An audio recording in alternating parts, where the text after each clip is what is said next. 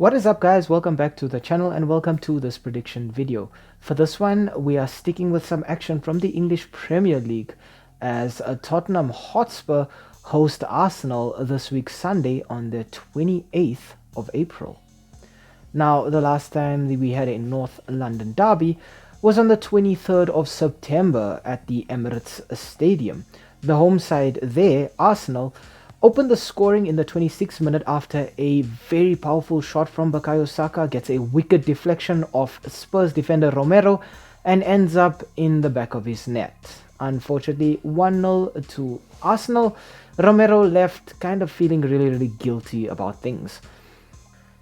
Spurs were rewarded for all of their pressure in the 42nd minute after Arsenal just didn't deal with Spurs' initial attack, and the ball finds its way to Son Heung-min, who side foots it past the keeper. Arsenal came out swinging in the second half, eager to get their lead back, and they were rewarded for their efforts in the 54th minute after once again Romero, at the heart of things, adjudged to have handled the ball in his own box and hence giving away a penalty. Bukayo Saka steps up and coolly slots the ball down the center, 2-1 to Arsenal. But Spurs showed that they had the determination to fight back once again, and they once again capitalized on some really sluggish and sloppy Arsenal possession play and defense, and in the 55th minute, Son Heung-min is played in behind the defense and makes it 2-2. And that's how the match ended, a North London derby with the spoils shared between the two sides. Spurs probably feeling as though they had some very good chances of their own. Romero probably feeling really guilty about his role in both of Arsenal's goals. But I think Arsenal came off feeling a little bit worse, having taken the lead twice in front of their home fans and having botched it twice. And on top of it all, the Gunners having, I would say, the larger share of the game's good opportunities. But at the end of the day, the scoreline will still read Arsenal 2, Tottenham Hotspur 2.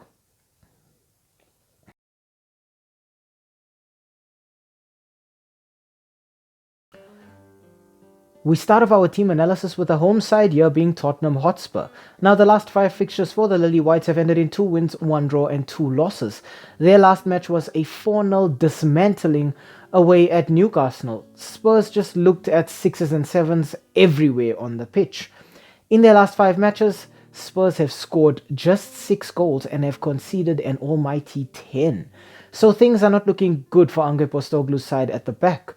I think the only shining light for Spurs this season has got to be Son Heung-min. With 15 goals and 9 assists, he is both their top scorer and their assist leader. I think that shows a lot about Son's character, his talent, his ability as a footballer, as a goal scorer and as a creative threat. But I think there's just far too much pressure on him right now at Tottenham. I think Son has found himself isolated far too many times, but he is the kind of player who can turn a match on its head, obviously having scored a brace in the previous North London derby. Next up, I want to look at James Maddison. Now, James Maddison is one of those players who would have been expected to, I think, shoulder the burden that was being placed on Son Heung-min after the departure of Harry Kane. And for all his troubles, he's only got 4 goals and 7 assists this season. Now, whether that is due to inconsistencies in terms of form or back-to-back injuries, I cannot say. But what I can say is James Maddison is not looking like the kind of player that he was when he was playing for Leicester City. Back then, he was the perfect number 10, able to score, able to create, dictate tempo, dictate play, and he's just not doing that at Spurs. I think right now there's just a massive disconnect between all of those players, and I think James Maddison is part of that problem in that number 10 role. And finally, I want to talk Romero. Now, it says a lot that Romero, with his 4 goals, is Spurs' 5th highest goal scorer this season. He's a centre-back, so obviously those goals I think are coming from set pieces, whether it's corners, free kicks, doesn't matter. Romero is definitely a threat from those dead ball opportunities, but I think Romero will be looking to improve on his performance in the last North London derby. While it was down to Son to get the goals, Romero will probably be feeling like he was responsible for shipping those goals at the back. Romero has really a lot of responsibility in this fixture because there's been injuries to other defenders, and I think it'll really cast a spotlight on him. I think Arsenal, with their style of play, will be looking to lull him into a false sense of security and perhaps sucker him into making one or two defensive mistakes, and he needs to make sure that he does not give in to those tricky moves from those Arsenal players.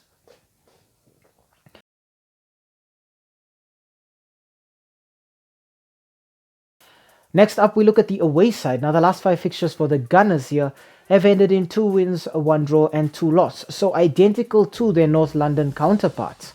However, their last fixture was a 5-0 destruction of Chelsea. Arsenal looked so silky, so punishing, so smooth in every move they made against Chelsea.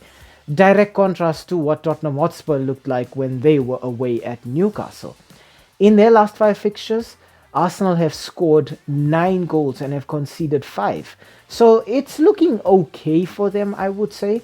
Those results obviously still keeping them very much in the title race. I think the major player for Arsenal this season is still Martin Odegaard.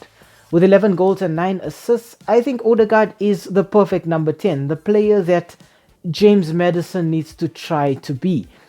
When it comes to Odegaard, he's able to dictate tempo, control whether the game is played faster or whether it's played slower. He's able to score and get goals and assists. He's able to do so much. He's just, I would say right now, the perfect number 10 in Mikel Arteta's system. And obviously the man grabbing the headlines for Arsenal this season has got to be Bukayo Saka. 18 goals, 14 assists.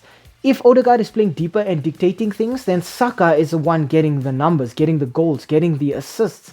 Saka is such a tricky player to deal with. He can score goals, he can assist, he can take players on 1v1s, he's got pace, he's got trickery, he's intelligent, so he can sort of lull defenders into a false sense of security and then just switch up in a second and either draw a foul, winning his team either a free kick or a penalty, or just take things on by himself and score those fantastic solo goals. I think Bukayo Saka will have a major role to play here. I'm expecting him to either get an assist or a goal in this one. And finally, I want to talk Arsenal's goalkeeper David Raya. Out of 37 games this season, Raya has kept 18 clean sheets. Fair enough, he has conceded 28 goals, but there is a clean sheet almost every second game. And I think Raya will be the most important player, personally, I feel, for Arsenal if they want to win the Premier League this season. If they don't concede, they have a very good chance of winning.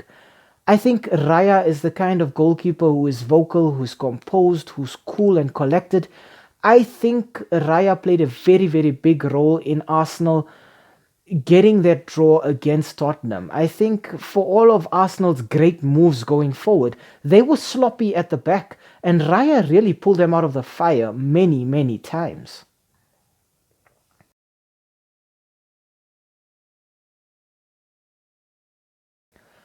Okay, next up we look at the head-to-head in the S3M2 Verdict. Now the last 5 fixtures between these two sides have ended in 1 win for Tottenham, 1 draw, and 3 wins for Arsenal. So we can see already they have the psychological edge in these North London derbies. In these last 5 clashes between the two sides, Arsenal have scored 10 goals, while Tottenham have scored 7. So I would say this is a fairly goal-blessed fixture. We can expect to see quite a bit of goal-mouth action from both teams. When we look at the log right now, Arsenal find themselves at the summit, first position with 77 points. Tottenham find themselves 5th with 60 points. So for Arsenal, it's all about trying to win the league right now. For Spurs, it's all about trying to solidify their place in the Champions League next season by finishing 4th. They've made that very difficult for themselves in matches like the one against Newcastle. There was a match against Fulham as well where I think they lost 3-0. Embarrassing stuff for a team of this caliber. Tottenham have some very, very good players. Unfortunately for them, these players are either always injured or just not consistent. Richarlison has been terrible for them. I think Pedro Porro has been really, really good, but he's injured in this one. Udogie at the back is going to be a presence that will really, really be missed for the duration of the season. His injury keeping him out until next season. Arsenal, on the other hand, have players who have been, I think, a cut above the rest this season. Players like Odegaard, like Saka. But Arsenal just have so much firepower at their disposal. They've got players who can come off the bench like Gabriel Jesus, like Eddie Nketiah, like Trossard, who can make the difference. And I don't see that at Spurs right now. With Spurs, I barely see players in their starting 11 who can make a difference right now. However, I do think Spurs have a very, very important role to play in where the title ends up this season. While they will be playing Arsenal this weekend, they have yet to play Liverpool and they have yet to play Manchester City. Now, City have some games in hand, so theoretically, I would say if City win all of those games in hand, they'll be sitting at the top. Liverpool did themselves no favours by losing against Everton. So Spurs could effectively take Liverpool out of the title race because I feel that loss in the Merseyside derby does not take them out of it. I think they're still very much still in it. I think while Spurs will be trying to focus just on getting their job done, which is finishing fourth, I think it does play a bit of mental gymnastics in their heads that they have to deal with these big teams. They have to deal with these teams who have much higher ambitions, much higher goals than them. And it must sort of, I would say, damage them a little bit in terms of their confidence, knowing that when the season started, they would have expected to be amongst those teams leading the title charge, or at least have secured a Champions League spot by now. As it stands, they're dealing with Aston Villa above them and Manchester United behind them. So the pressure is definitely on for Spurs, as much as it is on for Arsenal. But I don't see Spurs getting anything here. I think even though this match is being played at their home stadium, they've really struggled against Arsenal in recent years. Spurs kind of look to capitalize on poor defensive errors, which Arsenal have made. But Arsenal have just proven that they can overpower you, they can get that extra gear, they can get that kind of extra shift that you need to see from a team who want to be champions. I think Arsenal win this one here. I think they have a major advantage. I think Spurs really struggle here. I think Arsenal score easily because this is a goal-blessed fixture. I do think Spurs get a goal as well though. I think that Arsenal are going to be sluggish. I don't think it's going to be a moment of brilliance from somebody at Spurs. I think it's going to be a clumsy, careless moment from somebody in an Arsenal shirt that just lets Spurs back in. But for my final score prediction here, I'm going to go with, once again, Arsenal 3, Tottenham Hotspur 1. I think Arsenal just have way too much firepower, way too much chemistry, way too much synergy to not come out on top here.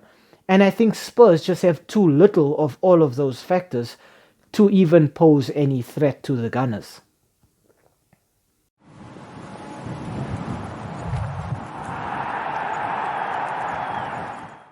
Hi, thank you for making it to the end of this video. We really appreciate the watch time and the fact that you took some time out of your day to spend it with us talking about the sport that we all love. If you enjoyed the content, why not, drop a like down below or comment in the comment section. Maybe even consider subscribing to the channel. And I mean, while you are here right now, have a look at some of our old videos too. They should be appearing on the screen right now, along with that subscribe button. So you know exactly what to do. Thank you so much. It really helps with the YouTube algorithm. And have a great day out there. And we hope to see you again very, very soon. Thanks. Stay safe.